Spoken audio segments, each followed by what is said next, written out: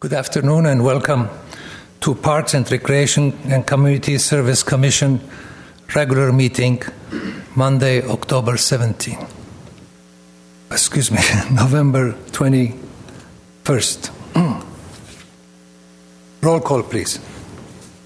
Commissioner Satrian? Yes. Fuad? Yes. Michaels? Here. Wu? President Kalfayan? Yes. The agenda for the November 22nd, 2016 regular meeting was posted on the bulletin board outside City Hall on or before Friday, November 18, 2016. Item 2, upcoming council agenda items. President Kalfayan, members of the Commission, we have a few items coming up in December. December 6th, we have the Wilson Middle School multi-use field EIR RFP. We're going to issue an environmental impact report RFP for the Wilson Middle School multi-use field. This is a project that is funded by the DIF funds, and we're hoping to have the RFP out after December 6th. We also have an ordinance introduction from Verizon Wireless agreement for cell phone tower at Bay Perman Field. This is an additional 5-year agreement that we'll be working on with staff. On December 13th, we have transfer of CDBG funds from the CDBG IDS fund balance to the Housing Rights Center Fair Housing Program and the Glendale Youth Alliance Youth Employment Program as recommended by the CDBG Advisory Committee. And also on December 13th, we have the ordinance adoption of the Verizon Wireless Agreement cell tower at Bay Perman Little League Field. Item 3, Commission staff comments. Any comments? Actually, I have a proposal. I don't know if this would be the right time to be doing it or we wait. Go ahead, please. When we discussed the funding for development, one of the things that we talked about was setting aside some funds for possible downtown park. There's a property between California and Wilson right next to the bookstore that basically blocks off the Chess Park right next to the sushi place. It's just empty land that's sitting there. I'd like to see if we can possibly take a look into that property and see if it's a viable location for perhaps to start off as a city square. There's an older building right next to it, which has the bookstore and so forth. So it would be, in the long term, a great extension to the Chess Park and really developing that area as a green space and perhaps the city square. So would it be possible for us to request for staff to take a look into that? Yes, we will look into it. We'll work with our economic development team from CDD and see what the status is on that property. Okay, thank you. Next item, please. I'm sorry, President Kalfayan, members of the Commission, if I may, I'd like to go over some calendar of events for the department between now and December 19th. Okay, go ahead, please. Holiday tree lighting ceremony is on Thursday, December 1st, 2016 at 6 p.m., located at City Hall Perkins Plaza.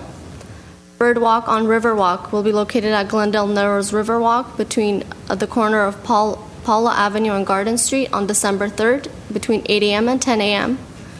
Montrose Christmas Parade, La Crescenta, Honolulu Avenue on December 3rd, 2016 at 6 p.m. Luminaries Holiday Open House at the Casa Adobe de San Rafael on December 9th and 10th between 5 p.m. and 8 p.m. Teen Night Out at the Pacific Community Center on December 9th between 5:30 and 9 p.m. Hoover Tour of Homes at the Casa Adobe de San Rafael, Doctor's House, and Brand Library and Concert Hall on December 10th at 10 a.m. to 4 p.m. Folkloric Dancers and Piñata Party at the Casa Adobe de San Rafael on December 10, 2016 between 2 p.m. and 4 p.m. Parents Night Out at the Pacific Community Center on December 16, 2016 between 6 p.m. and 12 a.m. Parents Day Out at the Pacific Community Center on December 18, 2016 between 10 a.m. and 4 p.m. Holiday Tea and Japan Culture Day at Brand Friendship Garden on December 18, 2016 between 12 p.m. and 3 p.m. And then we'll be back here at the City Chambers at City Hall on December 19, 2016 at 2:30 for the Parks, Recreation, and Community Services Commission meeting. For more information, feel free to contact our main line at 818-548-2000 or visit our website at glendaleca.gov/resident/calendar. President Kalfa and members of the Commission, I'd like to give a brief update on the Palmer Park construction. I know Ms. Hosteller came to our last Commission meeting and had a few concerns, and I'd like to update the Commission. She had mentioned installation of security cameras. Part of the project, we did have conduits installed. We'll be looking at installing security cameras within the next few years, depending on funding. We currently do not have funding for security cameras, but we'll work closely with Glendale Police and our IS department to see what type of cameras we can install. But we will work on that hopefully within the next few years. The security lights, the lights are installed and pretty much working very well. We received an email from Ms. Hostetler regarding the lights in the basketball courts being too bright, which they were. Even though they're not sport courts, the LED lighting in that area was bright. So we have asked the contractor to dim the lights. There are 6 lights around the court. If we dim the lights, there'll be just enough for security purposes. So we'll be working on that within the next week or so. In regards of the basketball courts, we will be installing nylon nets instead of the chain nylon nets, and we also have painted the rubberized surfacing material on both courts, which will reduce the noise from the basketball bouncing. And in regards to shrubs, Coco and his staff will be planting the shrubs along the south side of the park and also on the west side of the park within the next few weeks, just in time for the opening, which will be on January 7th. We did have a date for December 3rd, but we've rescheduled it to January 7th on Saturday at 10:30. Program will start at 11 o'clock. Thank you. Next item. Item number 4, oral communications. Okay. Can we ask Mary Lynn Fisher?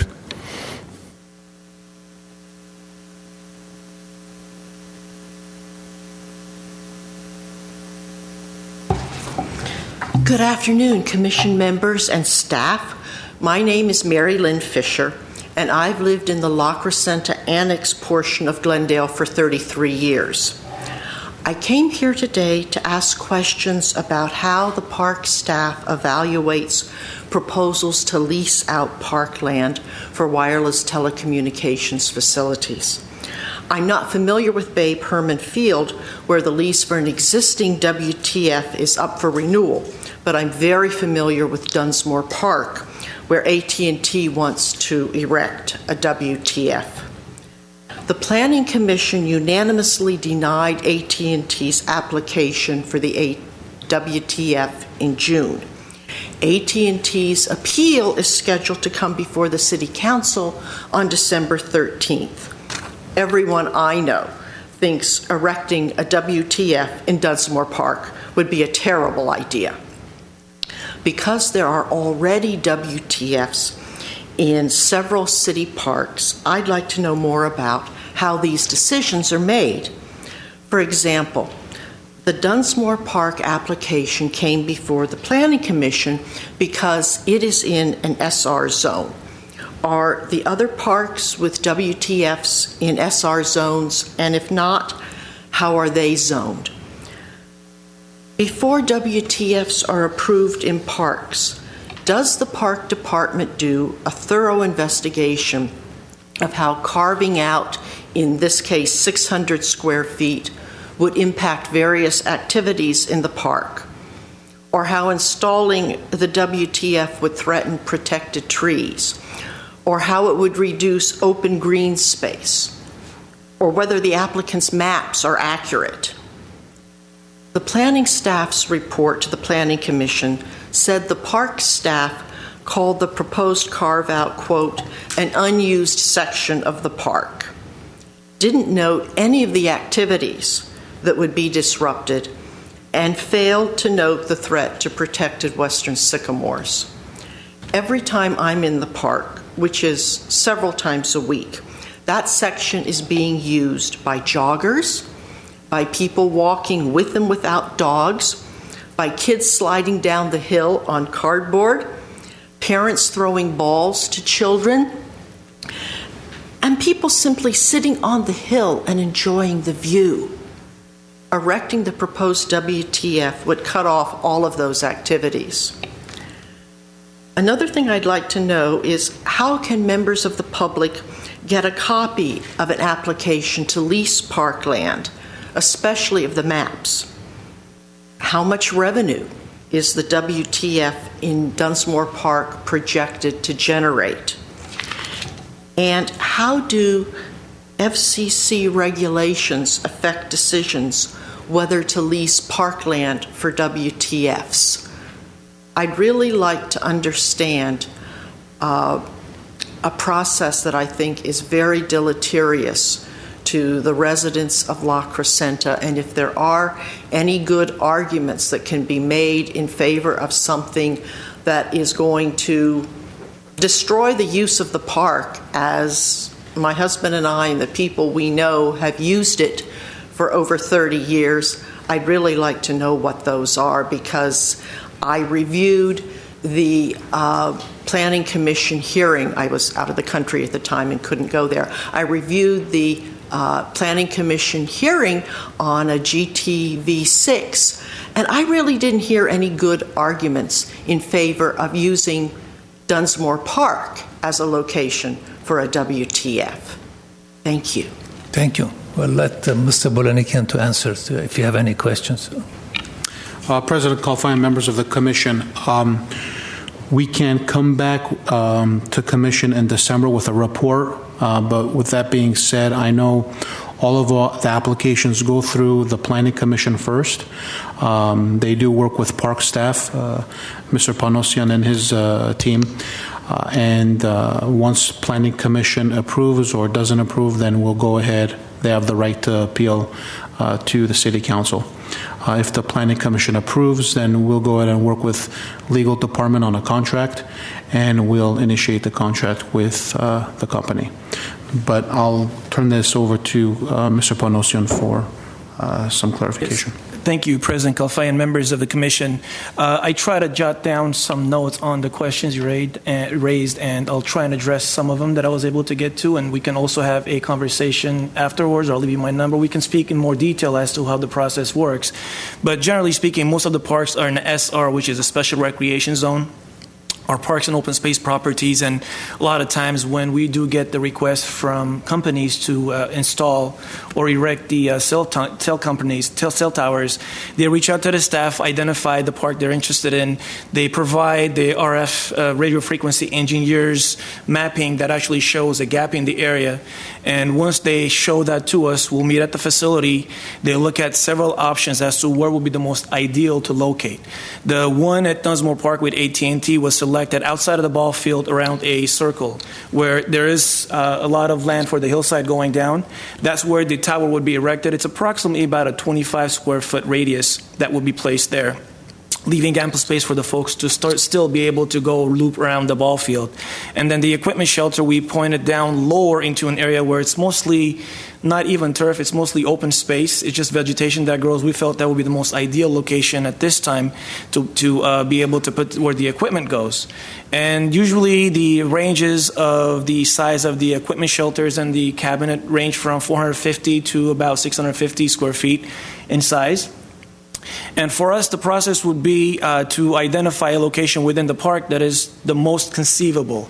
The further south would have been impacting the neighbors because it's too close to residential. Further north would have been impacting neighbors also. On the east side of the park would be too close to the school that was there. So the location selected was, in our opinion, the most ideal. Hence the process of going through planning, and the Planning Commission reviews them and they put their feedback. And the cell tower companies either take the feedback and move forward with some of the recommendations made, or they have the right to appeal to council. As far as FCC regulations go, yes, FCC overrules any local jurisdictions on cell towers. If the company deems that it is necessary to have a cell tower because they have a gap in coverage, the FCC will overrule that, and we'll look at it from the perspective of, rather than having a cell tower being erected on the right-of-way right there on the street, where if they continue to argue, they will be able to get it because FCC will, their rules will overrule what we have in place. We identify a more feasible location for them to put their towers. The area you mentioned about sliding hill, we actually recommend people not to slide down that hill, but that was not the reason why we had planned on putting the cell tower on top of the hillside. It's not going to impact the hill. People will still be able to lay down on that hillside and enjoy the beauty scenery. There is ample space. It is roughly about an 8-acre park, and there's plenty of green space. We felt that this one location would not really impact the use of the facility. Hence, we recommended that would be an ideal site for it. And applications for leased parkland, if it is cellular companies that want a request, they reach to us.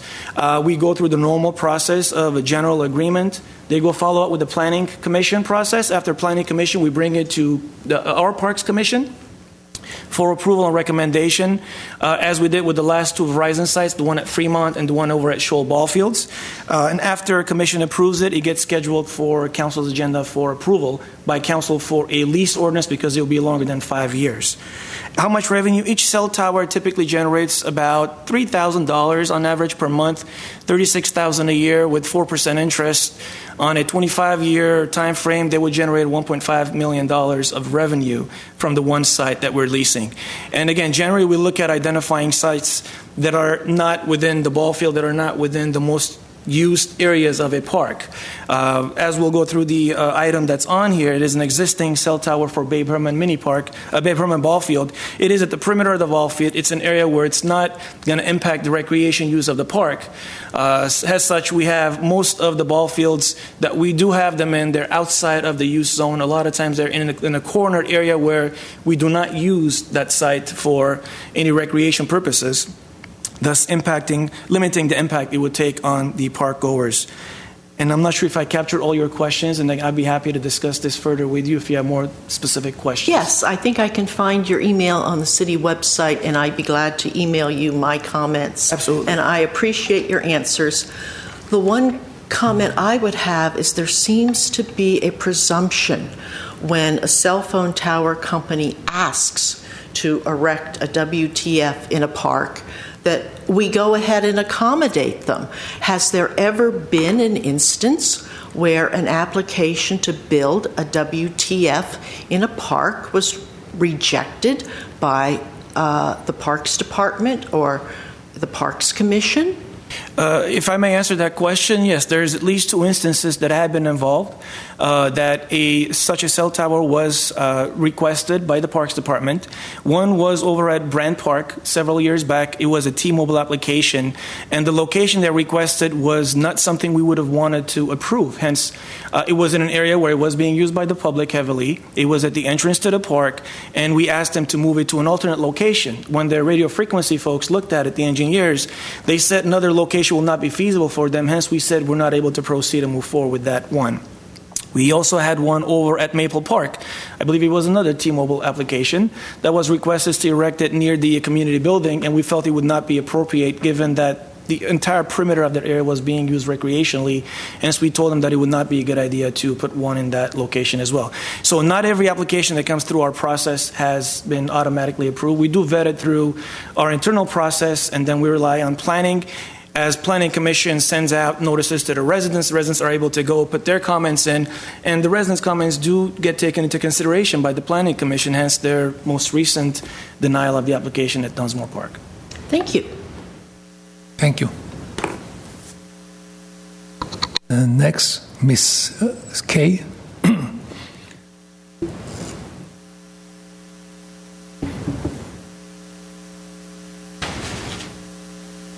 Good afternoon, members of the Commission and city staff.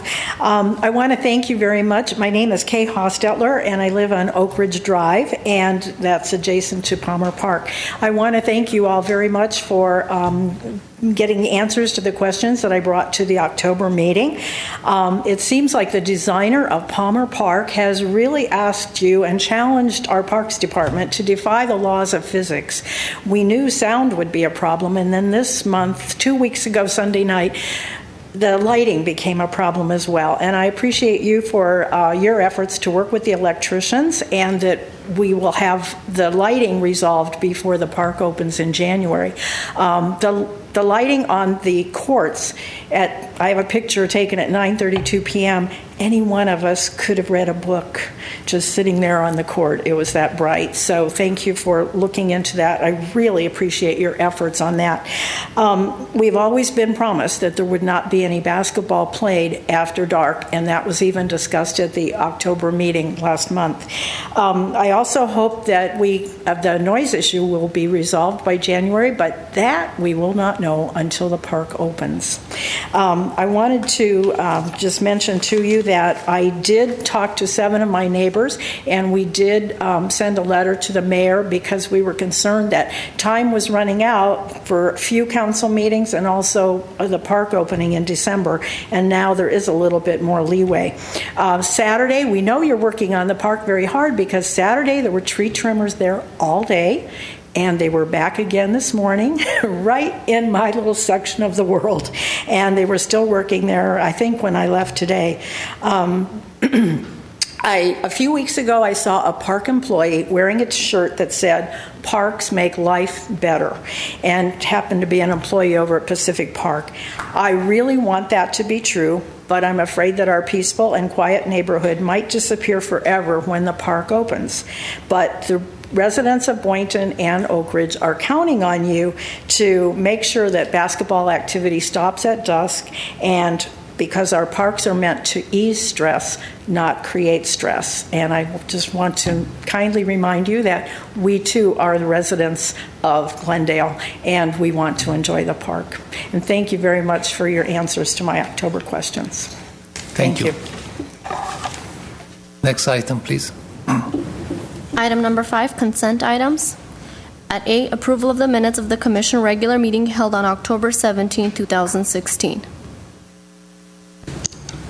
I actually have a comment about the minutes. Under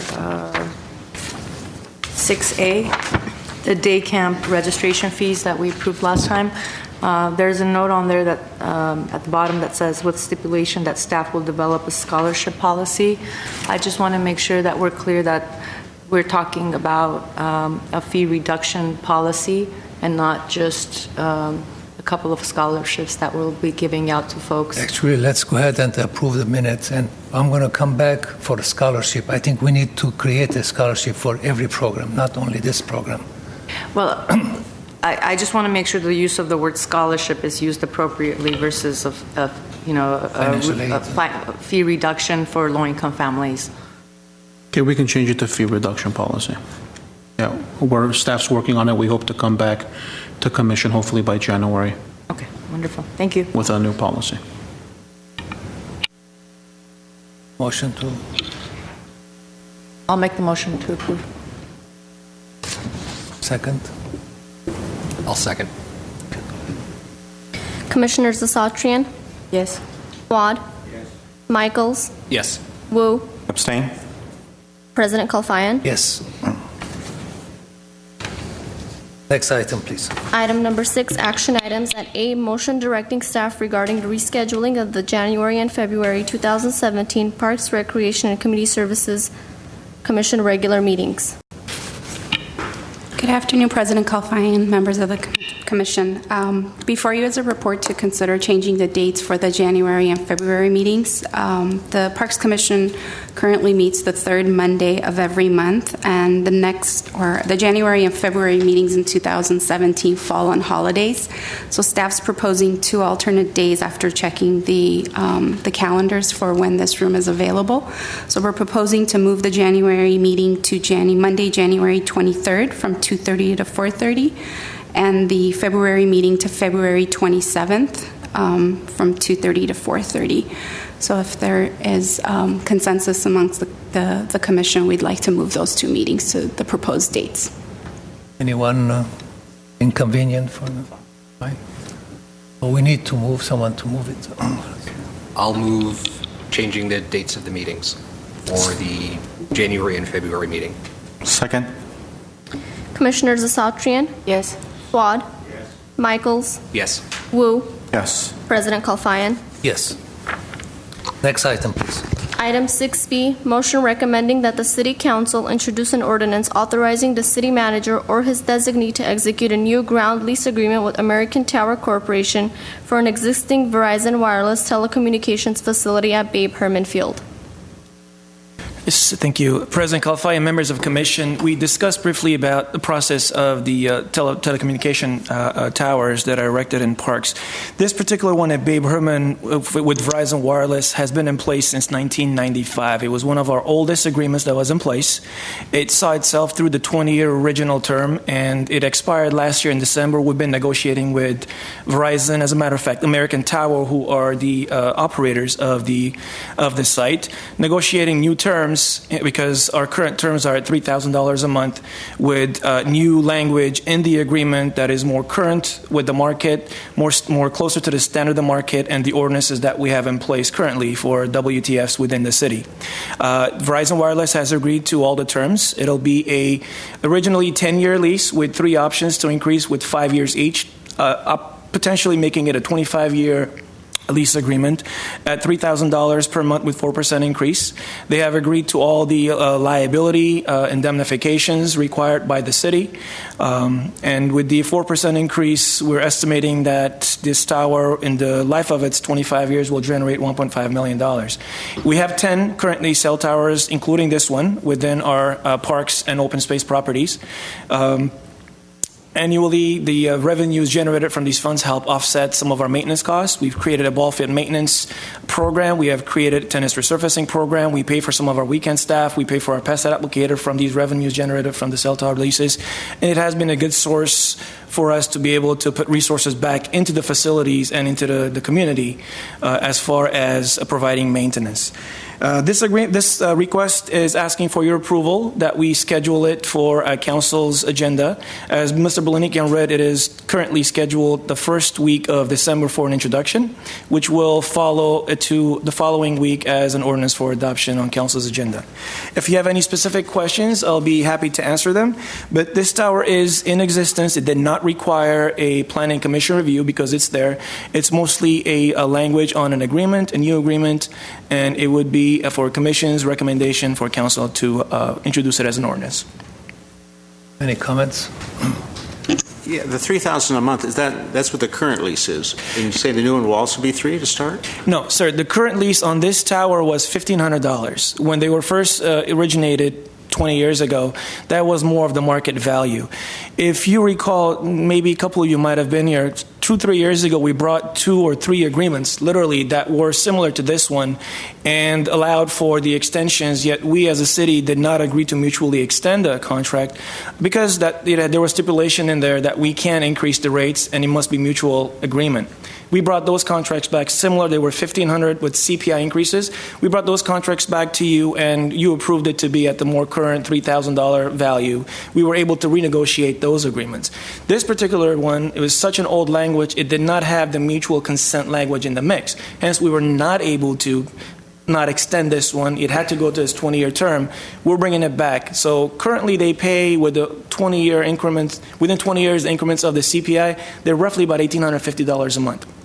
This way, they'll be starting at $3,000 a month, and again, 4%, just flat 4% increase annually. Is that okay? So every year it'll go up 4% regardless Yes. of any CPI? Okay. Correct. We're not looking at the CPI because depending on the time of year, it's been fluctuating, and each cell tower company plugs in their own CPI. We have to go confirm. We figured the average CPI had been anywhere from 2 to 5-6% the last few years. We figured 4% was very realistic number to apply, and we have been very consistent with a 4% increase per year in all of our contract renegotiations and negotiations the past few years. And the options are bound by the same pricing? Yes, the options will stay as is, or 10 years from now, we may deem that the market has changed and it needs to be a new agreement at a new rate. We as a city have the option not to renew. 10 years later, we have the option to renegotiate. So do both parties have the option then? Yes. The parties have to, Verizon Wireless has the option 10 years from now to say, no, we do not want this set any longer. And we will, there is stipulations as to cancellation, and if they say we're not going to continue after 10 years, it ends right there. If it's any time before, they have penalties that they have to pay. For the record, I mean, we had T-Mobile Sprint and Nextel, we had two towers over at Stengel Field. Given that they're the same company, they opted not to extend on one of them when the 10-year mark came. So they opted to pull that one out, and we only have one tower at that facility. So it is option for the carrier as well as us to continue on beyond the first 10 years. Thank you. How does the $3,000 compare to other cities, what they charge? It is, that's a very competitive value. We as Glendale, we do the comparison, and we are on the high end of the market.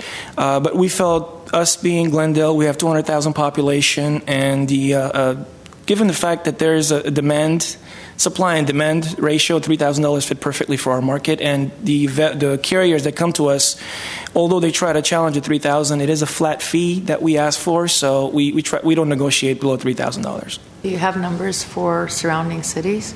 I don't have it handy, unfortunately, but when we did the initial review, we had them. I don't know it at the top of my head. Sorry. Thank you. Do you have any information if there were comments from the public or the people who use that park? For example, if there were concerns about access or impeding the use of the park? I know in the Babe Herman Park, it is bound by the wash, the corner of the parking lot. It's in a very out-of-the-way corner. Mm-hmm. But were there any comments from the public about that facility? Really, regarding to this facility, President Kalfayan, Commissioner Michaels, there was none. There was none. No comments from the public saying that this actually affects the recreation use of the park because it is outside of the ball field, and it is on both sides where the tower is located as well as the equipment. It's out of the way, so it's not within the public's right of way. It doesn't impede any use of the facility. Commissioner Wu? Nothing for me. Okay, we need to move this. Yes, please. I'll move passage. Second.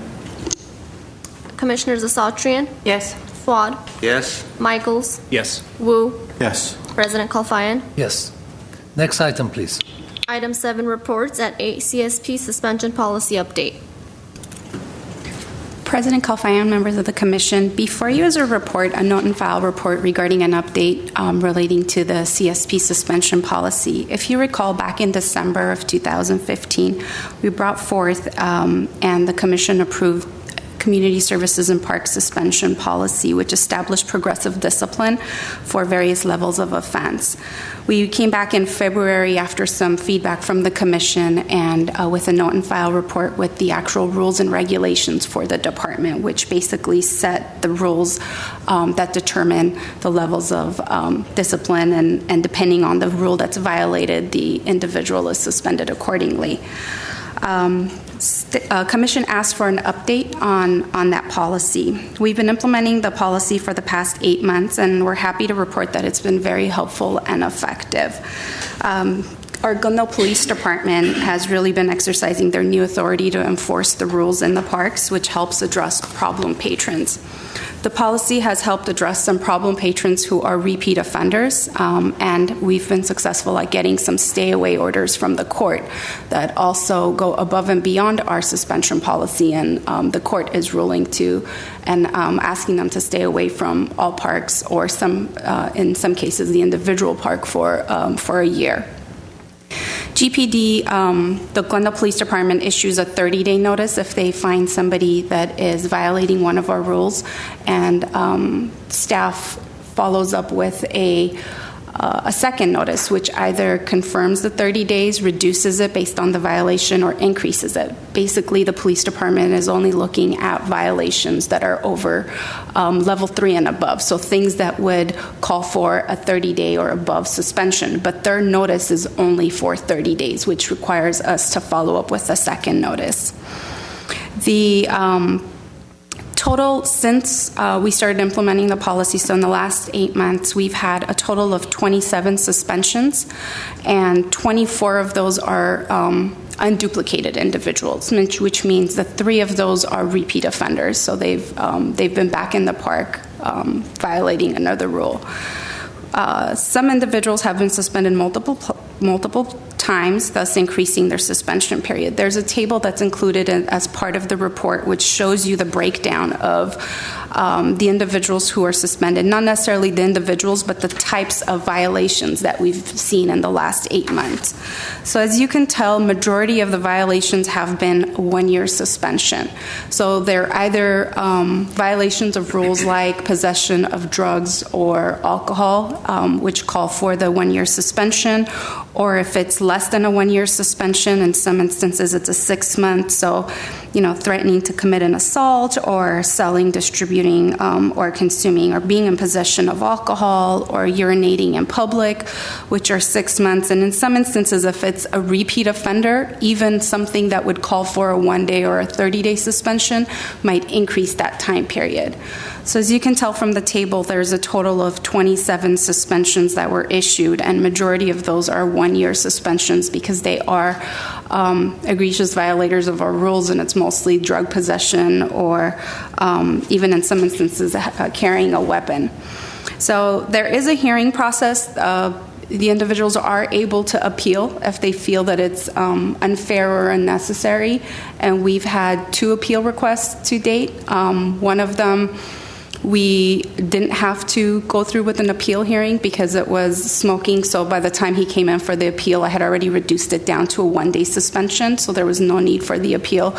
And in the second case, he had asked for us to consider the court ruling because he was going to go to court for his for the violation as well, and we haven't heard back from him. I asked him to bring back the court ruling to see what the court says because he was saying that it was an unfair suspension, and to date we haven't heard back from him. So as you can tell, we think, staff thinks, and I think the police department will agree, and we have Officer Kosas here with us today if you should have any specific questions, but we feel it has been successful, and to date we have had at least 6 court stay-away orders, which basically reinforce the suspension that the department has issued. So do you have any questions? I'd be happy to answer. I had one. Is the feeling that you couldn't have, these people wouldn't have been apprehended, or whatever the word is, without the new ordinance? Yes, President. Without it, you wouldn't have these. Right, President Kofine, Commissioner, yes, we think that without the revised suspension policy, majority of these individuals would not have been.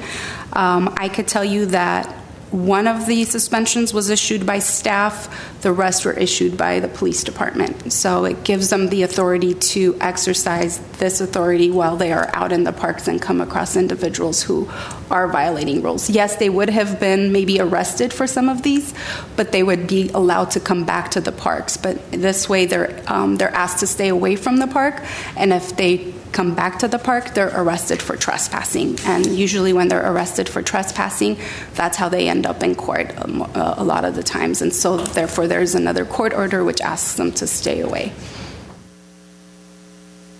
Procedurally, what is the method for the field officers to look up and find if someone already has an active suspension and is back in the park and would be trespassing but may not be committing another offense that would draw an officer's attention? President Kalfai and Commissioner Michaels, the process that we follow when an officer issues a suspension notice, they have a database in the police department where they go in and immediately input the suspension, because it does take a few days for the Parks Department to receive that notice. So they will immediately go into their vehicle where they have access to enter the information, which updates a database. Once I receive the notice, I issue the second notice, and I have a spreadsheet where I log all the suspensions. So once I update that suspension log sheet, I go ahead and email it to the Glendale Police Department, who then uploads it to their website.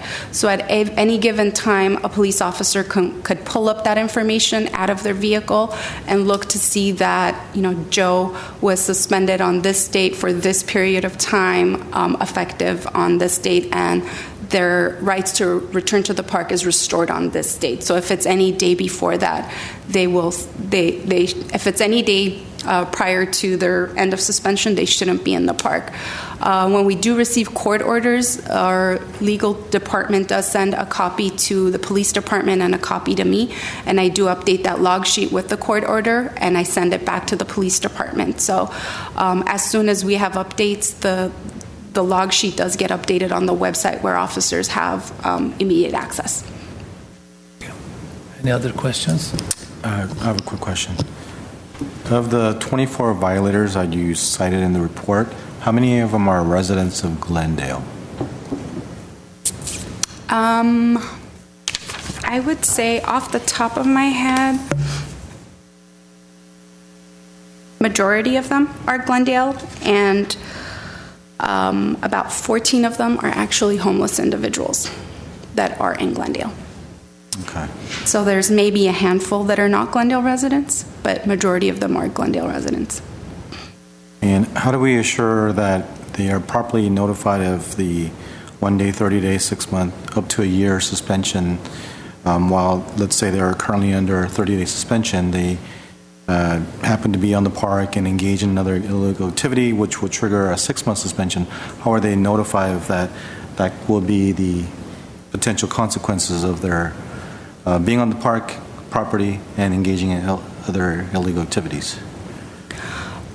If the individual is suspended from the park, they shouldn't be in the park to begin with, but let's say an officer does find them in the park during that period of time, they will issue a second suspension if it's not a 1-year suspension. So let's say it's a 6-month suspension or a 30-day suspension, they'll issue a second suspension notice, which then comes back to me. Once I receive that, I'll look in my log sheet to see which offense. Is this the first offense? Is this their second offense or their third offense? And accordingly, we'll issue a second notice to the individual, which will notify them that they've been suspended for longer than their initial suspension. And I will mail that to them. If it's a homeless individual, according to the policy, they're supposed to return to our office to pick up their notice. And if not, the police department, their suspension notice is being revised as we speak so that they're able to, should I not be able to notify them, if an officer comes across them in the park, they will check off the appropriate box and write the dates in so that the individual can't claim that they were never properly notified of the extended period. And that's the main cause of my questioning as to how are they properly notified.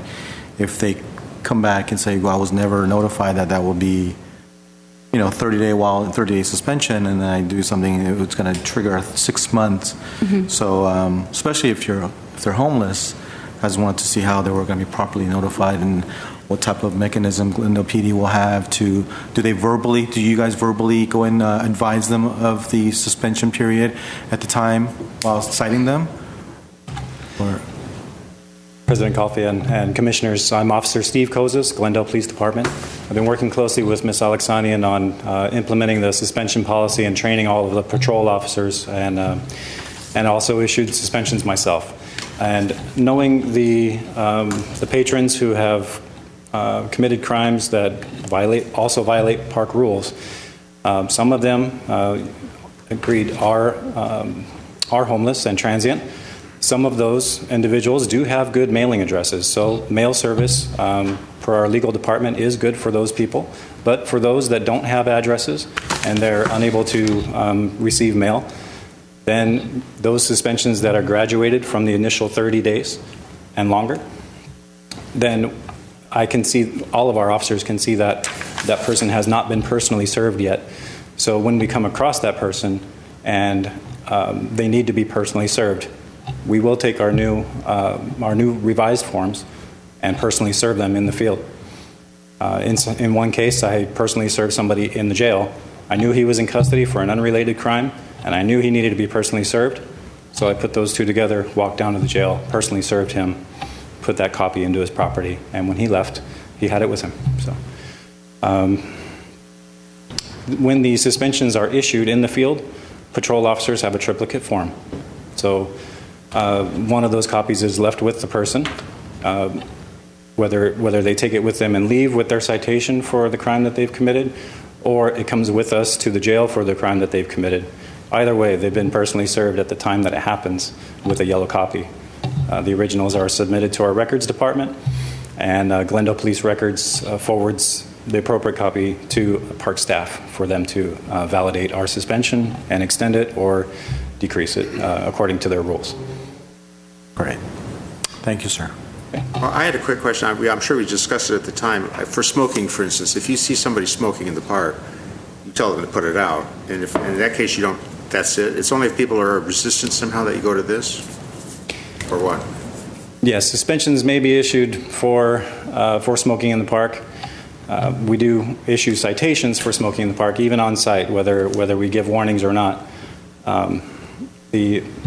When I was involved in the drafting of the fresh air ordinance in 2008, in a previous position I held with the city before I became a police officer, so there was an education period that was the council wanted to promote warnings, education, no citations. That lasted for about a year and a half, as I recall, back in from 2008. After that period ended, council wished for enforcement. So officers do, upon sight of someone seeing a cigarette, can approach and detain and issue a citation as necessary. In at least one instance, I know that an officer did suspend the person for smoking in the park. Again, this can be for smoking cigarettes or could be for smoking other plant-based material. So the forms that we have for training purposes and for simplicity for officers to have, these forms and the suspensions that we have are for 30 days. So we don't have to look through parks rules and determine all the various rule levels, the different time periods for each violation, and so on. So that suspension that I recall was 30 days upon giving it to him, and park staff decreased it down to the 1 day that it should have been for that violation. Thank you. Yes, sir. Any other questions? To answer Commissioner Wu's question, I just quickly counted, and there was 3 that were non-Glendale residents. The rest were Glendale or homeless individuals. I know that the commission had concerns as far as the severity of the offenses, that we wanted to have a suspension policy that could assist in the more severe offenses and still provide tolerance and leniency for some of the lesser offenses. The numbers seem to bear that out. Are the officers using it at their discretion for the more severe instances, or are they just not seeing the lesser offenses or being notified of that? Would you like me to quickly answer that? Commissioner Michaels, the officers are supposed to be looking at level 3 and above, which if they see somebody, for example, smoking is only a level 2, so technically the officers are not supposed to be issuing it for a level 2 unless something else happens and they feel that it's appropriate to. But we've asked the officers to issue it for level 3 and above because that's 30 days and above. Otherwise, we would constantly be reducing the suspension to a 1 day if it was level 1 or 2, because in some instances it's a warning or a 1 day. So level 3 and above is a 30-day, which is what the minimum suspension period is for the officer-issued ones. So they're probably also not specifically looking for the less than 30-day suspensions. Well, the follow-up to that was the park staff, the expectation was they would be paying attention more to the lesser offenses.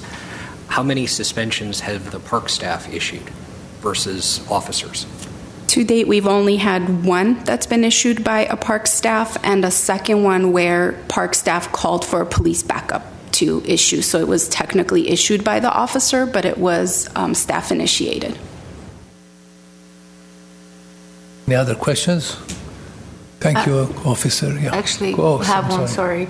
The individual that submitted the appeal, and I think you noted that that was for smoking in the park. Regardless of the suspension policy that we have, that would have already been addressed by the police department had you been present there, correct? In the same manner? Sorry, Commissioner Satrin, if you can clarify in what sense. The officer issued... If someone's smoking in the park, regardless of we had the suspension policy or not, the officer would be citing that person to begin with, correct? It's already against the law. Right. So how does that affect and why does that go into our suspension policies? Because we're also telling them that they can't come back to the park because they violated a city law to begin with? Correct. So the original suspension for smoking is 1 day. A warning would be given, and then if that's a repeat offender, it would be a 1-day suspension. But if this individual is constantly breaking the law or the rule, then we definitely don't want them back in the park. So that's why it's also a part of our policy. Yes, the police department would issue them a ticket for smoking, but that doesn't necessarily keep them out of the park, so they can come back the next day and continue to smoke, and they can come back the third day, the fourth day, and every day and take home a ticket, and maybe it's worth it for them to get, I don't even know what a smoking ticket costs, but maybe it's worth it for them just to be able to smoke. But we really don't want to encourage that, and we don't want that in the park. So at least with the suspension policy, it allows us to suspend them and keep them out of the park. So at some point, they will be asked not to come back to the park for a year. Thank you. Mm-hmm. No other questions? Thank you, Officer Kozis. Thank you. Thank you, Commissioner. Next item, please. Item 7B, Summer Aquatics Program Annual Report.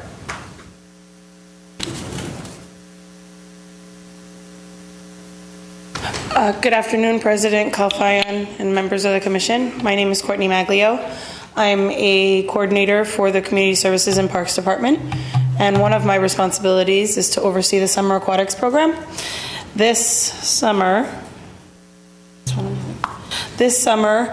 we had a very successful season.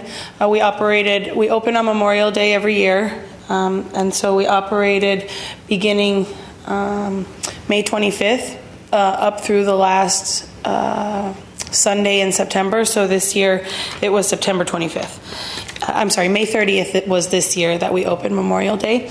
This is a picture of Pacific Pool when we're all set up ready to host a swim meet, which is why you see lane lines and backstroke flags.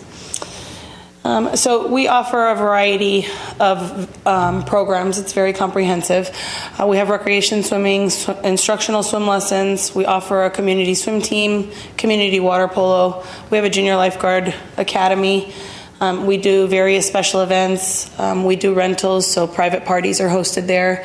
And then we also operate 5 wading pools that are located in 5 of our local parks. So as you can see this year, like I said, we opened on Memorial Day, and then we have a program that graduates down as we get through the Glendale Unified School District summer and then into what we call a reduced season. We operated all the way through, like I said, the last weekend in September, all of September. We're open on weekends only for recreation swim to the public. This past summer, we opened 4 wading pools because Palmer was closed due to the current renovation. We opened from 12 to 6 during the week and 1:30 to 6:30 on the weekends. And this was the first year that we opened wading pools up on the weekends as opposed to just a Monday through Friday. We opened to the public on weekends. These are our entrance fees to enter into the facility, the Pacific Community Pool. The entrance fees are for recreation swim as well as lap swim. And then we also have unlimited pool passes where people who come frequently can buy a pass, and that way they don't have to pay a daily entrance fee. So our recreation swim program is extremely popular. Our average per day during the Glendale Unified break was 147 people at any given time. And we had approximately 15,000 entries over the course of the entire operation this summer. We have a very popular swim lesson program. We offer 2-week swim lessons in 2-week increments. Youth $40 and adults $55. We offer 2 different types of sessions. We offer a Monday through Thursday session, 25 minutes each day, so there's 8 classes for 25 minutes. But we also, to accommodate working parents, implemented a Friday, Saturday, Sunday swim lesson program where it's 35 minutes each day, Friday, Saturday, and Sunday for 2 weekends. And that helps a lot of the working parents. And then the various classes that we offered include Parent and Me classes for children 6 months to 3 years. And then we have levels 1 through 6 for our youth. And then we also offer adult classes, which are also extremely popular. So this is discusses our swim lesson enrollment. Over the course of the entire summer, we had 2,494 children enrolled in the swim lesson program. Our average class size is 7 to 10. Typically, our lower levels have lower class sizes, whereas our higher levels, levels 4, 5, and 6, where the kids can already swim, have higher average class sizes. Through the course of the entire summer, we were 98.5% filled, so we had very low number of open spaces available to the public. We also hold a junior lifeguard academy, and this year we had a total of 19 students. And over the course of years, we get lots of people who have been involved in our junior lifeguard program who then, once they're of age, apply and become lifeguards for the city of Glendale. So it's a wonderful feeder program. We also operate a swim team and water polo program. Our swim team is called the Glendale Gators, and we had 92 participants this summer. We also operate the Glendale Polo Bears water polo team, and this year we had 42 participants. Each of those programs are $75 for the entire summer, and some of that program is subsidized by LA84 Foundation, with in-kind donations as well as monetary donations. And these programs include practices Monday through Friday, and then they have meets or games on the weekends through the course of the summer. So they typically are competing at least 4 times. And this is a nice picture actually at the LA84 Festival during the course of one of the water polo finals. Our wading pool program is very popular. It's for our littlest ones, children 8 years and under. The depth of the wading pool is no deeper than a foot, so it's wonderful for toddlers because, as you can see, these little ones are able to really splash around. And it's a free program, so any child 8 years and under can come during the hours of operation. During the time that we're not open to the public, it's become a very popular rental program. People use it for birthday parties and summer parties. And in 2016, we had 107 private rentals through the course of, through May, from the start of the program in May through, we had some rentals even into October with a revenue of $18,623 generated. This is a breakdown of our revenue. 127,276 was generated in total, and then the breakdown shows the bulk of the revenue comes from our swim lesson programs. But then you can see recreation swim, pool rentals. We have a small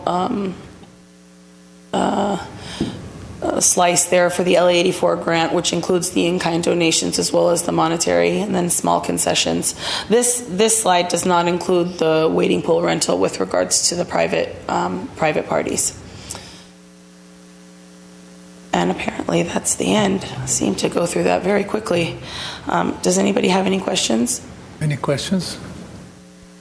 I have a couple questions. Do you keep track of how many of the participants are low-income families? No. At this point, we don't track that because it's a flat fee to register. We have our lesson rates have been the same for several years, and so we don't specifically track the number of low income, but we have not had an overwhelming number of requests for fee waivers, and we've had continued participation, high levels of participation. But up to this point, no, we don't track that.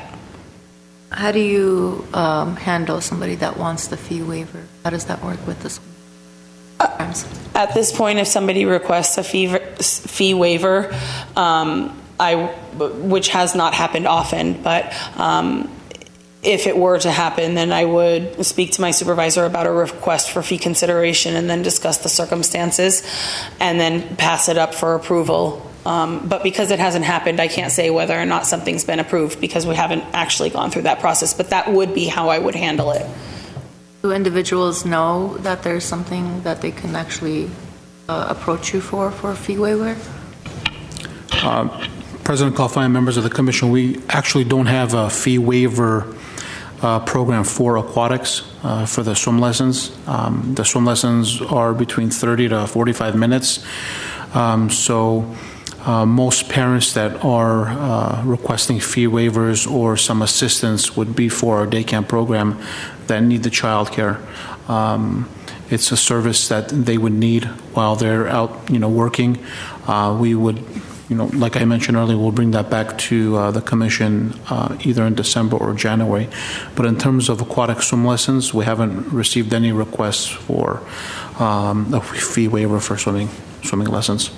So the report that you will be providing would include the aquatics in it? It will include day camps. Everything? It will include day camps, not aquatics. It'll include day.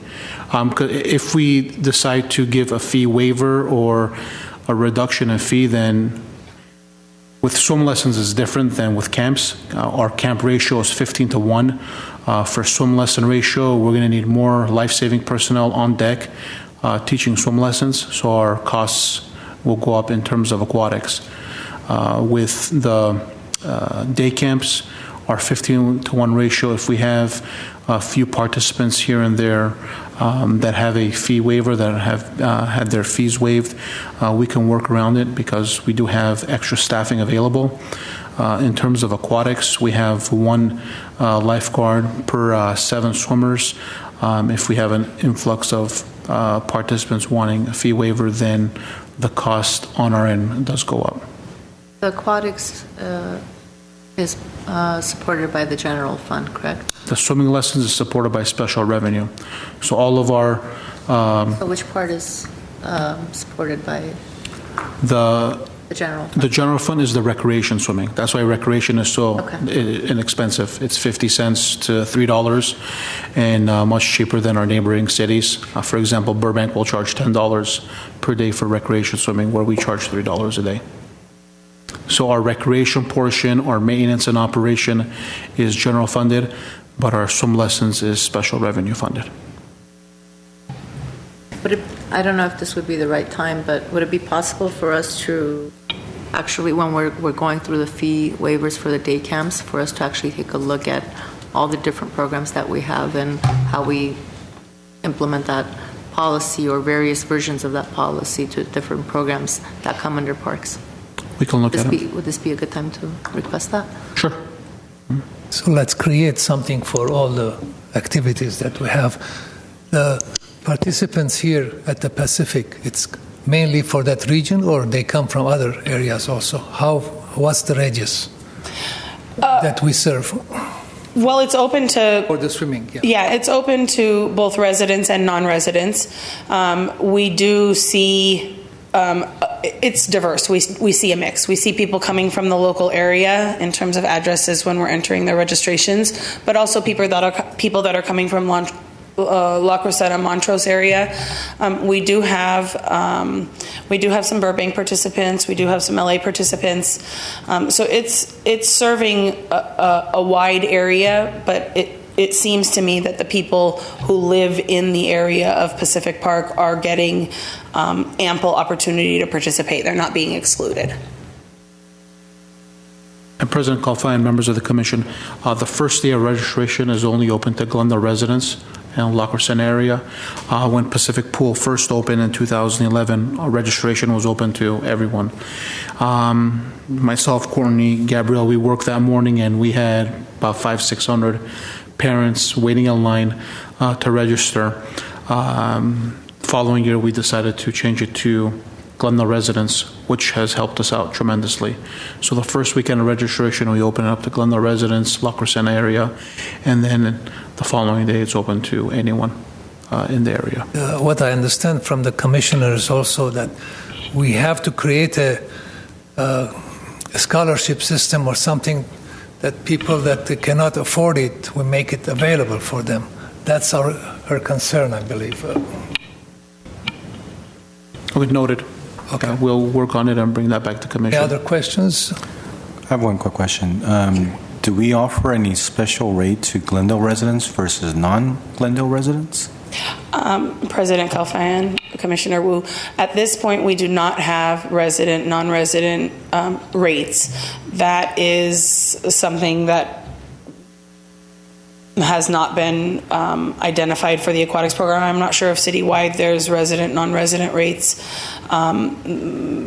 What Mr. Bulinikian said with regards to trying to provide residents with the registration program was so impacted that we were registering 1,000 kids on the first day of registration, and so since there's not a benefit to being a resident with regards to rates, what we decided to do is give them the priority in terms of registering first, and the opportunity to register first allows them the opportunity to get the session dates and specific timeframes that they're looking at. So unfortunately at this point we don't have resident rates that are lower, but that hasn't negatively impacted the residents' use of the facility because our rates in comparison to our comparable cities are very comparable, and our, to be honest, our program is very high quality. We have very good water safety instructors, and so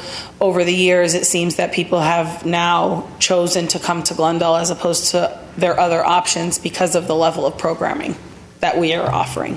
And that's exactly my point. If we are offering that type of services, and we do have a good portion of it being utilized by our residents, but if we do have another good portion of where it's non-resident, I would like to either have our residents get a special discount rate or have the non-residents be able to pay a surcharge of some sort to be able to have it worth our while for our residents, because we are the ones that have sought that program or that park facility, and we are the one that made that happen. So we would like to have that be incorporated in some way so that the non-residents are not going to be given the same advantage.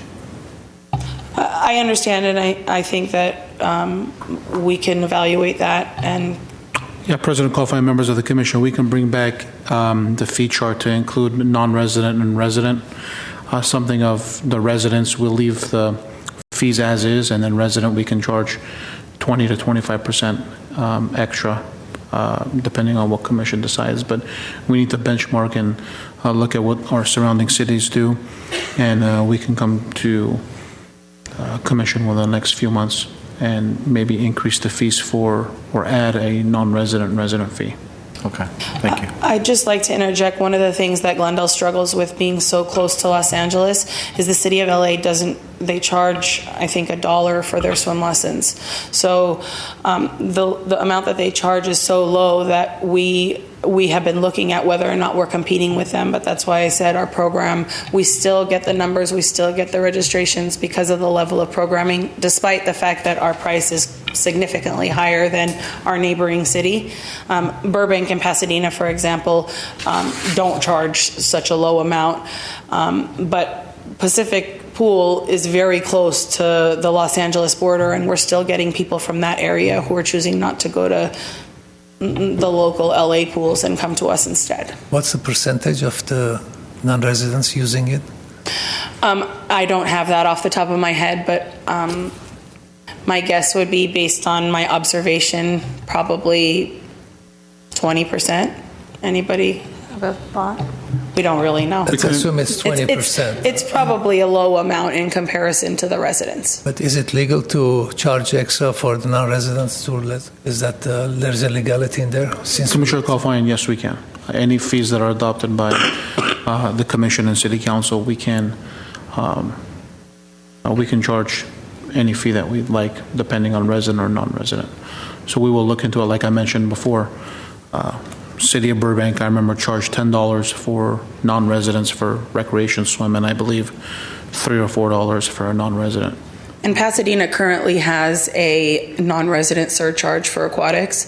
I want to say it's $15. So if they sign up for a lesson and they're a resident, it's one price. But then if you're a non-resident, they do have an added fee for a non-resident. I was just looking at fees a couple weeks ago, and I noticed that. So I'm thinking that it's doable, but there are cities we can compare to. Is there a way to approve if they're residents or non-residents for the kids? Currently, with regards to registration and for registration purposes, we're asking them to provide their driver's license. If their driver's license doesn't have their current address on it, then they can provide us with a utility bill that has their name on it. Okay.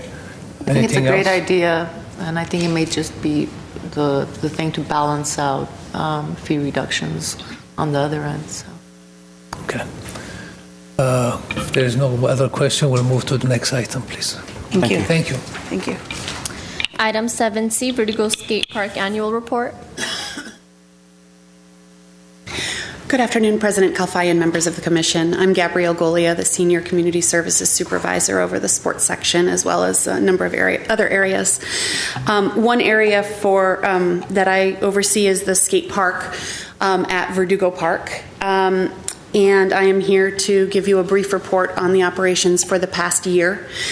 We do report on this from October 1st through September 30th. It doesn't match up with our fiscal year, but it matches up with when we started charging fees for people to enter the Vertigo Skate Park. So it seems to be a timely report to capture that change that happened a few years ago. The Vertigo Skate Park is a 15,000 square foot park.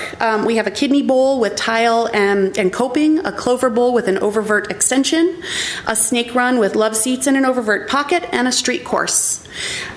In October of 2012, the department began charging fees at the Verdugo Skate Park to all participants to help offset some of the expense of staffing the park. The staff at the park collects liability forms, they clean the park daily, they handle any maintenance needs, they identify and fix minor maintenance things, and we put in requests to service the park if there's anything larger than what they can clean and fix. They manage our participant behavior at the park, and they also respond to accidents at the facility.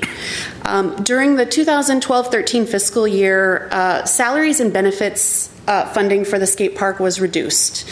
We reduced them by about 74% due to citywide budget cuts in that year. And the funding that remained covered weekend and summer break operations, but didn't support weekday operations at that time. Staff surveyed every participant that entered the park during the month of July at that point in time, and we used those surveys to help determine the future of the park operations. The options that we provided people, we asked a number of different things, including their age, their gender, where they lived, were they residents, not, but we also let them know that we had a couple of different options at that point in time for operations. One was closing the park on weekdays, opening weekends and summer break only. The second option was keeping the park open on weekdays but unstaffed, and then staffing the park on weekends and summers.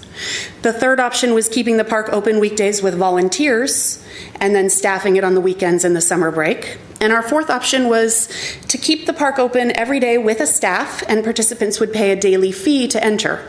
And that way the staff would be on site anytime the park was open. At that point in time, 72% of the participants preferred paying an entrance fee over having the park close or be operated by volunteers or unstaffed. The majority of the people who were against paying a fee were adult non-residents. The majority of the people who were in support of a fee and keeping the park staffed were parents of the youth who participate there. We offer multiple programs at the skate park. These include skateboarding classes for individuals, we have drop-by classes, and we have regularly scheduled classes that run 6 weeks at a time. We have the Friday Night Lights program, which is a program held the third Friday of every month, and it includes video games for the kids, pizza, and a raffle. We also have the International Go Skate Day on June 21st annually, and we have skate camps. This year, our skate camps were very successful. We came to you prior to the summer and suggested 2 different tiers of skate camp rates for the program this summer. We had only had one camp in the past. It was a traveling camp, which was more of an advanced camp. And this year we came to you and requested, and it was approved, that we would have a beginning camp and an advanced camp. And both were very successful. Parents were very happy with the change. We had a lot of little tiny tots getting enrolled in the beginning camp, and we had some even graduate graduate up through the summer into our advanced camp. So the feedback on the camps from our perspective was very positive. We've had a number of people asking when it's happening again. They want to come back next summer. Our camps, we gave them some fun names. The beginning camp was the Groms Camp, which is a skateboarding term for a beginner, and the Shredders Camp was our advanced camp. So the kids love that. In our Groms Camp, we actually purchased all the parts for skateboards, and the participants got to build their own skateboard through the summer. So they put it together, they added the trucks and the wheels and everything, and then they decorated it, they put their grip tape on. It was a really fun activity for the kids. During the 12 months that we're reporting on here, there were an average of 16 youth per day. That's down 1 from last year. Last year we had an average of 17. 59% of the participants were youth, and there was a total of $9,685 brought in for entrance fees. Our costs in the general fund were down slightly from last year, but our revenue was also down slightly. So in the special enterprise fund, it did show a decrease in our revenue brought in. The Verdugo Skate Park operates annually at a deficit. The department realizes a profit in enterprise fund each year in other program areas, and such as the sports complex and aquatics programs. And the department has decided that the skate park operations and staffing levels are important, and they're services that we want to support out of profits from other programs. I'm happy to answer any questions. Have you noticed any changes since the county skate park in CV Park opened? We have not seen a significant decline since then. I actually follow the Facebook trends for that park as well as for the Verdugo Skate Park. And I've seen some parents saying that they're not thrilled with the county because of the lack of staffing there. So they're noticing more smoking, they're noticing the smell of marijuana as they're walking by. So we've not noticed any particular decline. Any other questions? I just wanted to thank you, and I love your enthusiasm. I just had to say it. Thank you. Thank you. And next item, please. Item 7D at 1, Recreation and Community Services, Section Activity Report. President Calfine, members of the Commission, it's still me.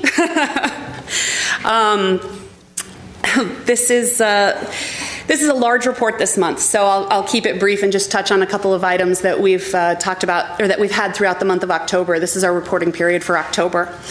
The department hosted and led multiple outings and events in October, such as the Club Maple Halloween event, the Star Program Halloween event, Heal the Bay Beach Cleanup participation, and Teen Night Out. In the addition to those events, we also installed new multi-court lighting over at Pacific Park on the outdoor multi-court, and that benefits both basketball and the pickleball players, so everyone's really happy with the lights.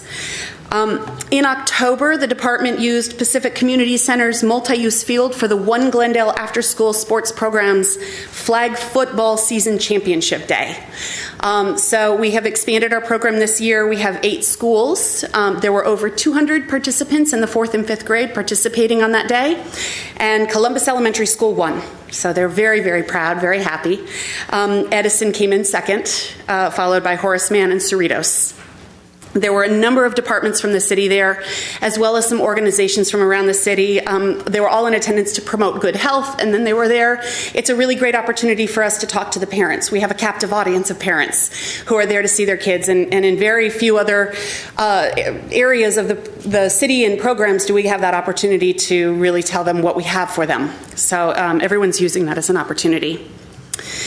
We offered free flu shots on October 6th and 12th to adults over 55 at the Adult Recreation Center in Spar Heights, and Glendale Adventist Medical Center and the Glendale Adventist Live Well Senior Program provide those flu shots for the adults. We had our Trails and Open Space program, and we held the Glendale Narrows Riverwalk Improvement, the Wilderness Workday at Duke Mage and Wilderness Park, Lend a Hand at Brand Workday, and the Hotstetter Motorway planting of 12 new pine trees up in the experimental forest. Multiple volunteers were at every event. I think the Duke Mage and Workday had the best turnout. We had 36 volunteers that day, so everyone's really excited about that. All of the Trails and Open Space programs are sponsored by the Glendale Parks and Open Space Foundation. And if anyone is interested in volunteering with us, they can call 818-548-3795 to become involved. In October, the Civic Auditorium did very well. We brought in more revenue than in October of 2015. So there were 22 dates booked at the Civic for events, plus 8 equipment deliveries during the month.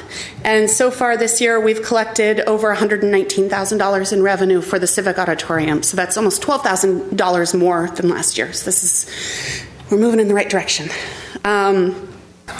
The community centers and park rental revenue was down this year as compared to last. In October of this year, we collected almost $57,000 as compared to $82,000 last year. Most of the community centers were down a little bit in revenue, but the largest decrease was actually film permits. Film permits accounted for 37% of the decrease all in itself. So we don't really have film permits under our control. A lot of that comes from what's filming, what's going on, where their funding is, and what they need.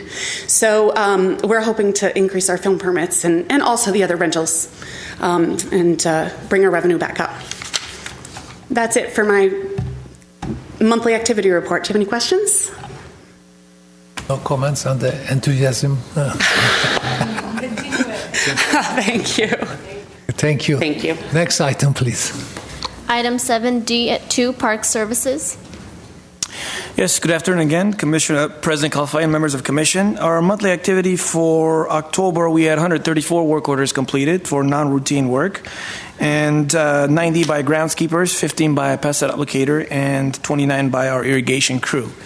And as in almost every month, we have pictorial presentation of some of the projects. We've taken on a lot of small-scale projects and a couple of large ones this past month, so we'd like to highlight some of those for you. At City Hall, this is the Perkins Plaza. As you see, the planter had some missing plants that either deteriorated over the years this past year and were not replanted. So we identified the species, as we always do, lay them out, and then we plant. Pelanconi Park. You see this actually is not at Pelanconi Park, but the south end of Pelanconi Park. There were 2 medians that were constructed by Public Works. And given its proximity to Pelanconi Park, we took these 2 on ourselves versus contracting them out. And some of the plants that had been deteriorating, and you see some of the bare areas, our staff went in, cleared out the landscape, and identified, drought-tolerant landscaping to be planted in the area. And here's pictures of the 2 areas planted after my staff has gone through.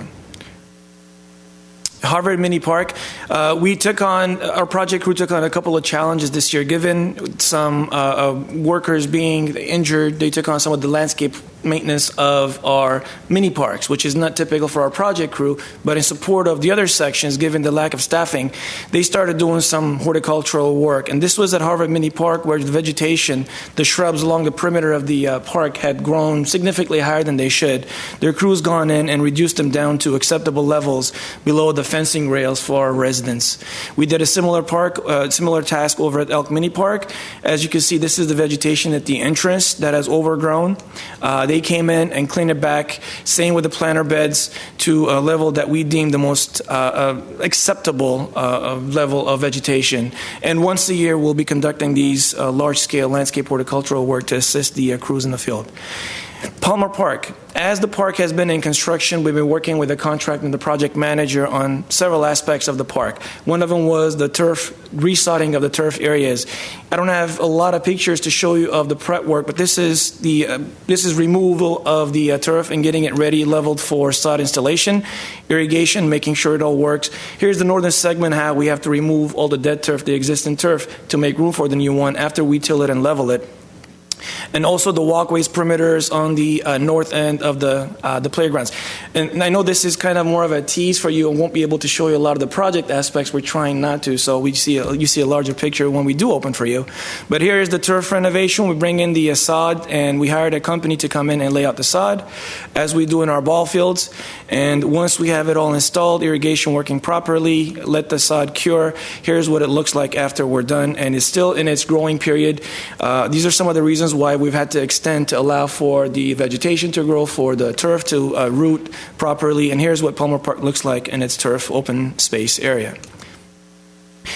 We also talked about clearing the shrubbery around the perimeter of the park. We hired our colleagues in GYA. They're doing a tremendous job helping us out with their resources. So the perimeter shrubbery vegetation that had overgrown in the parking lot, there was quite a bit of work they've conducted for us, and we're going to go back and replant those areas, as Mr. Blanikin had mentioned. This is the property south end of the park. As you note, well, I'll show you a picture of the one area that we're going to be replanting, which is, as Ms. Hostetler had mentioned, we're trying to plant more shrubs to get the noise levels down. And there's some tree work being conducted. She reported, this is from today, we're doing tree maintenance of the entire property, of all the trees that need to be pruned, making it safer and cleaner for our residents before the opening. And this is one area where we'll be replanting the shrubs at Palmer Park. This is at the south end. And as we move on, I know this is, you're actually seeing the courts as we intended not to show you. But the close-up of this area, this is the west side, that one property where there isn't a lot of fencing on the other end, and so we're going to plant additional shrubs here to block the view and help with the noise. This is the entrance of the parking lot. We cleared the entire vegetation, and we're going to mimic what was planted in the entrance to the park as far as drought-tolerant landscaping, and this is the other end. Community garden, you saw this portion of this presentation a couple of months back where we went and cleared the entire park.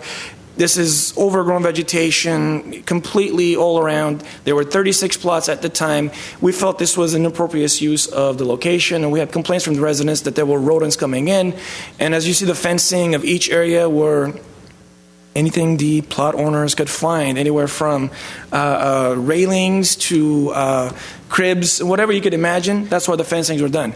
So our crews had gone and cleaned the entire lot and made it ready for the installation of boxes. By doing that, we're able to increase the available plots by 30%, from 36 to 50. Hence, we're going to be able to get people who've been on a waiting list for a long time an option to be able to come in and have a plot. And this one, the ones that are in the southeast corner of the property, we left 4 separately, and we're going to be assigning those to developmentally challenged individuals, adults who want to come in and volunteer, and there'll be at least 2 or 3 of them assigned to those individuals.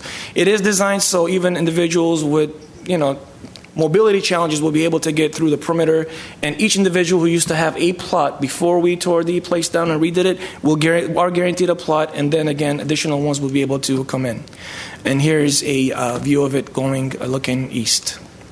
That is the presentation. We have a lot more work to be done at Palmer Park, the landscaping, the parking lot, and we're hoping to make it look beautiful for the opening. Thank you. Next item, please. Item 7D at 3, Human Services. Good afternoon, President Kalfayan and members of the Commission. Moises Carrillo with Community Service and Parks Human Services. I thought I'd be a nice guy and just give a quick 3-minute presentation instead of my 20-minute. It'd be a very enthusiastic presentation, so please bear with me. This is in regards of the gift program. This is the program that the city operates at I'm not sure undisclosed, but one of our secrets here. This is the actually 141 South Cedar Street building. It's a 2-bedroom home that was converted for use by the city's Youth and Family Services program, and now is operated by the All for Health, Health for All nonprofit community health clinic. In March 2014, we leased the property to All for Health for the gift program, which provides individual, family, and group counseling for families, individuals, teens, youth, adults. And part of it also was to provide support group for a lot of workshops which we hold inside. Those are, for example, anxiety, stress reduction. For teens, it's bullying, tobacco, different topics of interest to the community.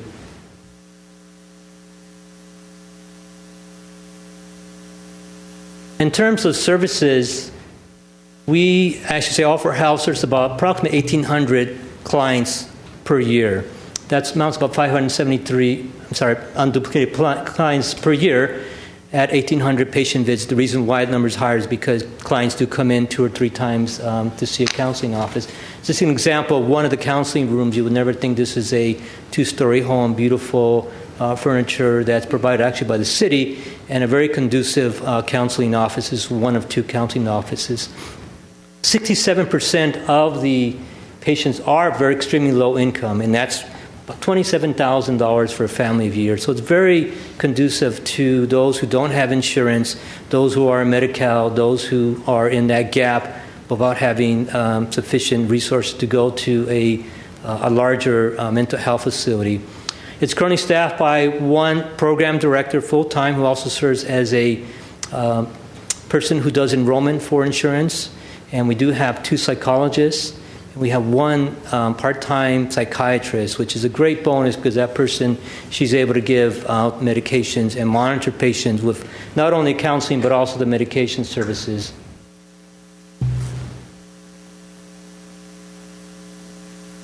Here's the reception area. That is the waiting area for clients, and you'll see the back end is very conducive to patients, and patients don't realize it's not a true type of health clinic where it's institutional. It's very much like a home, and that's how the services are provided, very well done by All for Health.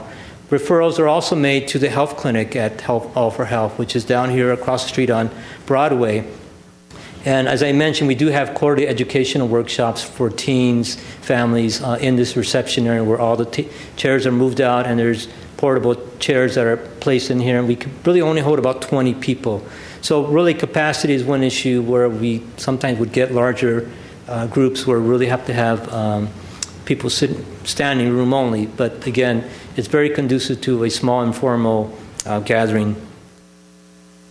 One of the natural aspects of the health program here in Cedar House is the outdoor facility, and that's the outdoor area for potentially, they're looking at next year providing Tai Chi classes or laughing yoga classes just to get patients outdoors and getting them into different perspective of the counseling office and going outdoors with Tai Chi. That's being looked at for next year. Besides all the data we get from All for Health as far as patients go and data and numbers served, we get feedback from the program and the participants.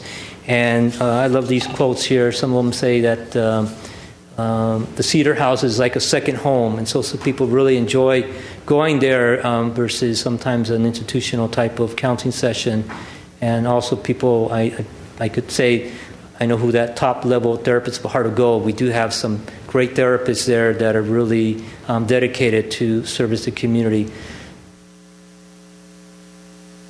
Questions and comments. Again, this is one of our programs that Community Services offers a nonprofit to rent out a facility that provides services that the city's not able to provide, but also services that are in demand in the community, such as mental health. So this is one of our key components of our human services programs. Okay. All right. Thank you. We read the special notes from the patients very nicely. Yes, they're very nice. Okay. Thank you.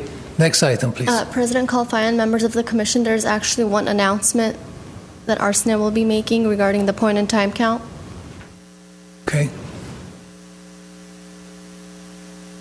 President Kalfayan, members of the Commission, my name is Arsene Sayan, and I'm the Homeless Programs Coordinator for the City of Glendale. I just wanted to make a brief announcement of the 2017 homeless count. This year, the homeless count is going to be on January 24th and January 25th. Historically, we've always done the homeless count on one day. However, as a collaborative effort this year, the entire Southern California Continuum of Cares have decided to do the homeless count on the same day and same time to avoid any possible duplications. I just wanted to give a brief history on the count and why we do this. As part of the Continuum of Care, we receive over $2.3 million of funding from the Department of Housing and Urban Development. And this is a mandatory requirement for the subrecipients to conduct an annual assessment of our homeless population, just to identify some of the gaps in services and just to see what the numbers look like in our continuum. So I just wanted to, I do have some flyers for the commission. I'll be happy to pass these around. The date of the count and the times are listed on here, and we are signing up some volunteers. So we would love for the community to get involved. We do have the flyers up on our homepage under Homeless Services, our Parks and Community Services and Parks homepage. So volunteers are encouraged to sign up on our webpage, and I'll be happy to answer any questions that you might have. Any questions? Okay, thank you very much. Thank you. Next item, please. Item 7D at 4, Workforce Development. Hello, President Kalfayan, members of the Commission. My name is Judith Velasco. I'm the Workforce Administrator, and I'm pleased to provide you with a quick update on our workforce section. My report really outlines one of the regional forums that the Workforce Board is hosting, that hosted actually last Tuesday and in December. And as I mentioned in previous reports, we are now under the Workforce Innovation and Opportunity Act that was passed in 2014. And part of this federal workforce legislation is that all boards have to now develop a local plan. And the local plan is the vision of how we plan to implement workforce programs in our region. So the Verdugo Workforce Development Board represents the cities of Glendale, Burbank, and Lackawanna, Flint Ridge. So this plan will describe basically the programs that we currently have, as well as our vision for future workforce programs we plan to implement.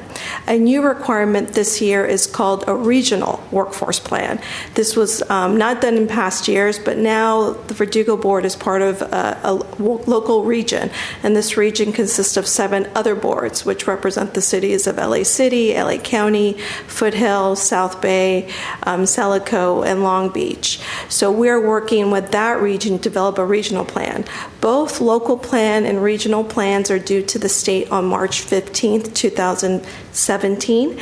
And part of the planning process is we're really trying to engage our community and providing us with essential input to developing the plans. So we're convening 3 sessions. We had a session last Tuesday, November 15th, over the topic Pathways to the Middle Class. And these topics that we'll be discussing are topics that are selected by the state board. So these are not topics that Verdugo selected. The 2 other sessions that are coming up are Tuesday, December 5th, from 9 a.m. to 11 a.m. at the Verdugo Job Center.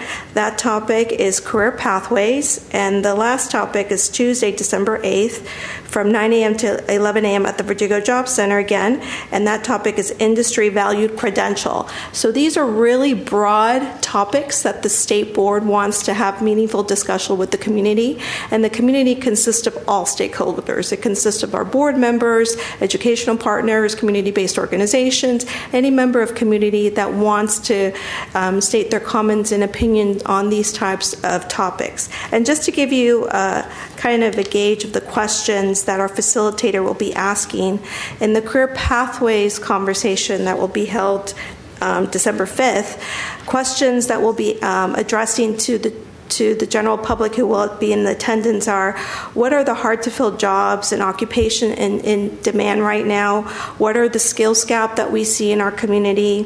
What career pathways do we need to develop to help workers enter the workforce? What can we do as a community to improve career opportunities for the general public? So in our first stakeholder forum that we held, we really got a good participation from anybody who attended, and really our job is really to listen to the community and to act to see how we can implement innovative workforce programs. So I urge the community, as well as I invite all the commissioners to attend hopefully 1 or 2 of the stakeholder forums that we're holding at our center, so that way you have an opportunity to really provide your input on these meaningful workforce training programs that we hope to implement. So I'd be happy to answer any questions you might have. No questions. Thank you very much. Sure. Thank you. Any other questions? So we wish everyone happy Thanksgiving, and this meeting is adjourned. Thank you.